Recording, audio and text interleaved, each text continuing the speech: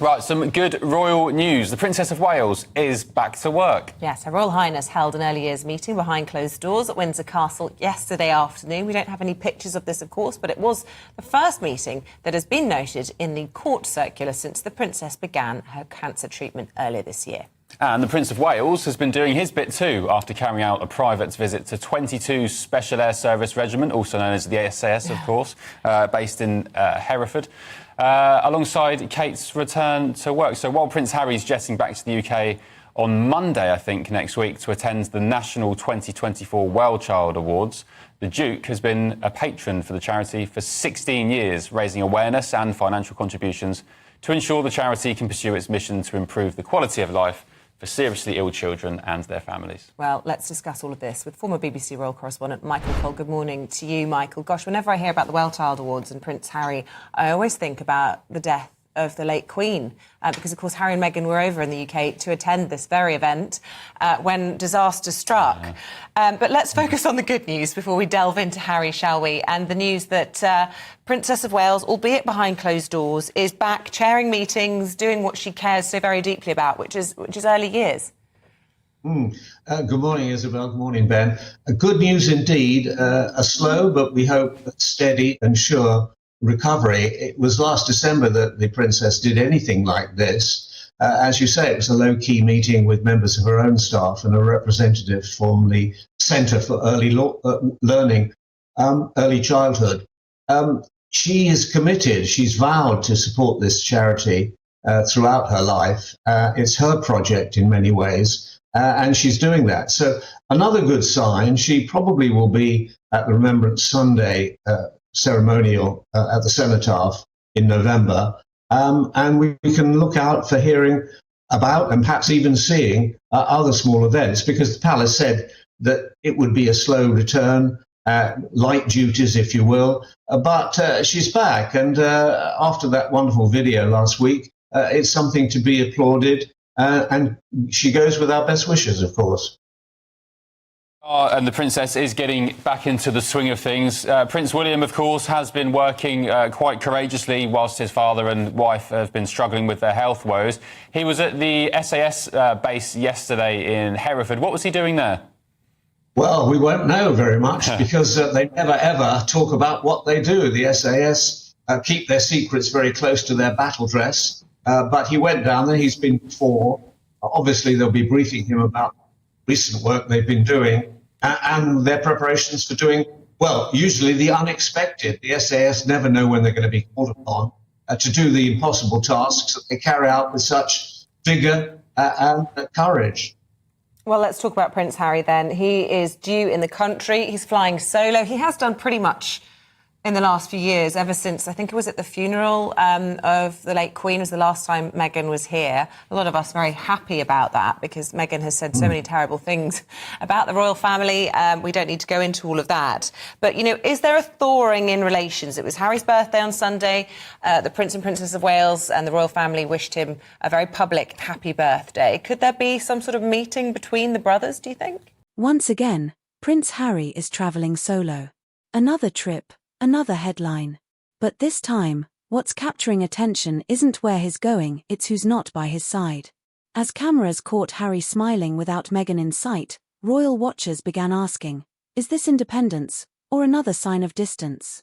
Prince Harry's recent trip marks yet another moment where the Duke appears to be going it alone. From charity events to private gatherings, this latest outing comes amid whispers of personal and professional shifts within the Sussex household.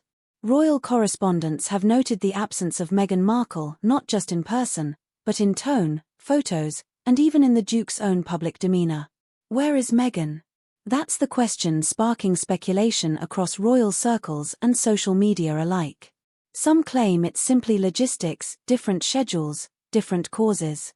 Others see it as a calculated move, a rebranding of Harry's public image, separate from the joint Sussex narrative. I think there are two chances of that, Isabel, slim and none, to be honest with you. If it's a thaw, it's an extremely slow thaw. Wellness, Well Child, is a project that he's been involved with for 16 years and been a patron. He is really committed to it. he loves it and they love him. He always gets a great reception when he comes over for the awards. In fact, in 2019, at the awards ceremony, just after their son, Prince Archie, had been born, he really broke down emotionally at the struggles of children with very, very trying and difficult conditions, and how resilient they are and how wonderful the people are who support them. So he'll be over for that. Question is, where will he stay? Last time he was here, he stayed at the hotel, even though he was offered the freedom of Buckingham Palace if he wished to stay there. His king said, stay at my place, old boy. But he didn't. And I think the chances of him meeting again with the Prince and Princess of Wales are, I would say, virtually non-existent. And Michael, not sure if you know the details on this, but Vanity Fair have a story out overnight saying, and in actual fact, I'm not sure how much of a scoop it is, because it's basically saying that the King Charles, called Harry on his 40th birthday. I mean, father calls son on his birthday, who would have guessed? But any idea if that's true? Well, it was said at the time that he would call, 8 hours difference between California and here, and that the King would call him in our afternoon, their early morning around breakfast time. It was never confirmed. Normally, I think, on these occasions, Buckingham Palace would confirm if there had been a video call, rather like one we're having now. But of course, the King would have been rather wary of that, because the last time there was a video call and the children, Archie and Lilibet, were involved in it, that was leaked the next day, presumably by Prince Harry's PR people, that there had been this meeting by whatever means, Scoop, Zoom or Skype, whatever it was. So if it did happen, it would be interesting, and it would show a renewal of trust, or perhaps new conditions for when these calls are made. Just finally, there's been a serialisation of James Middleton's book in a number of the papers, talking about his dog largely, and how his dog really saved him from suicide. And I've been following it with interest because, unlike Harry, and his book Spare, he hasn't been critical of the royal family, but he has lifted the lid in a way that Harry did as well into a lot of what's gone on behind closed doors, particularly inside the Middleton family, but also anecdotes about experiences meeting the Queen and the current King now as well. What do you make of his book and the comments that he's been making? Well, as you say, it is mainly about the dog and the struggles he's had. And actually, it does tell you how much, what a great deal of trouble, I mean, real problems the Middletons, Michael and Carol, have had. Of course, their two daughters have been brilliantly launched onto the world, but their son has struggled, and he's been very candid in this book of his. But he hasn't said anything that's indiscreet. He hasn't revealed any damaging secrets about anything, or he's been very sparing with his comments. Obviously, he's very proud of his sisters, and I'm sure they're very proud of him. He's had a struggle, and I think he now lives in France most of the time with his charming and rather beautiful wife. And he's obviously more settled, and one wishes him well in that. So, yes, it will. I'm sure it will sell to certain audiences. Anything that's got a dog in it tends to sell these days, and on it goes. And yet, when Meghan isn't in the picture, the headlines seem louder and the interpretations sharper. Inside royal circles, sources suggest this could be part of a long-term image strategy. A subtle shift allowing Harry to reclaim his individual identity while Meghan focuses on projects stateside. But critics aren't convinced. Some say this separation, physical or symbolic, highlights deeper issues between the couple. As photos of Harry's solo engagements surface, speculation turns into scrutiny. Tabloids frame it as a split, analysts call it strategic, and supporters defend it as professional independence. But the truth, as always, lies somewhere between the headlines. Whether this is a chapter of personal growth or quiet strain, only the couple knows. What's undeniable is that Prince Harry's every move and Meghan's every absence has become royal theatre. And as he takes yet another trip alone, the message may be clear: Meghan might not be in the picture, but the world is still watching. Yeah, OK, Michael Cole, thank you very much for that. Appreciate you being with us so early. Great news. Very pleased for the Princess of Wales and, of course, the Wales's family. Yeah. I mean, we have missed her, really, not just, us journalists, because she sells and she's popular and she looks fantastic, but just, the the British population have missed her. She's been such an asset to the royal family. I think it's really made us all realise what a big part of it she is. Yeah, I've always controversially said I think the King should have abdicated and skipped and let William and Kate I have to say, take the throne. I agree. It happens a lot in other royal families across Europe. Probably a bit harsh on Charles. Waiting his whole life, the longest heir in waiting in history, I think.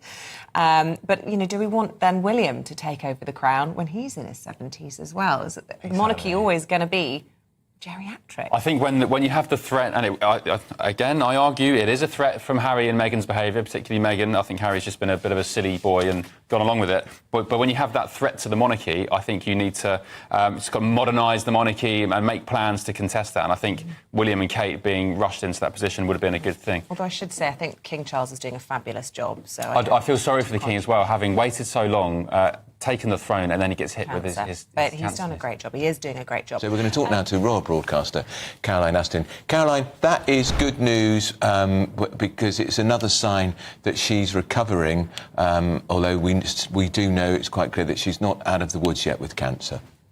Absolutely, and I'm sure her engagements, the ones that are published, will be carefully monitored to make sure that her energy levels, her general well-being are considered first and foremost. But great to see her, also talking about one of the causes so dear to her heart, those early years. I mean, after all, she has got 3 of the most photogenic children you could imagine who starred in the, perhaps at times, somewhat controversial video. Lots of debate going on about that, about the production values, the glossiness of it, etc. But generally, I think the opinion has been it's great to see her. Wonderful good news that she's well on the road back to recovery, we hope. And to see a family together enjoying the dappled sunlight, the ferns, and of course that wonderful music. Great piece of filmmaking, in my opinion, by Will Waugh. Great job done there. And yes, there she is, such a popular member of the royal family. And I'm sure we've all watched her progress back to this point of re-emergence with hope in our hearts. And I thought her message to fellow sufferers that they're not alone, hand in hand, shoulder to shoulder, and out of darkness, of course, can come bright light. Yeah. Great words from a great lady. And Caroline, talking of re-emergence, we've got the visit of Prince Harry to look forward to this month. Why is he going to be here, and how do you think he'll be greeted? Well, of course, the small handful of charities that he's still attached to following stepping down as a non-working royal, the Well Child Award is a very important one, dealing as it does with disabled and seriously ill children. He was here last year to present awards. That was on September the 7th last year. A charity that was founded, I think it was around about 2005, and he takes it seriously. But of course, rather like Meghan was supposedly and then not cropped from the birthday greeting photograph that was published the other day, she's not in the picture for this visit. And in fact, are we surprised by that? Probably not. I'm sure every body language expert in the land will be watching the prince's demeanour, his expression, every gesture and twitch to see what they can read into it. But we've moved on, haven't we, from the days of being joined at the hip, these two, and we move into a future where there's a divergence of pathways. Watch that space. OK, thank you, Caroline. Brilliant as always. Caroline Aston there, royal broadcaster.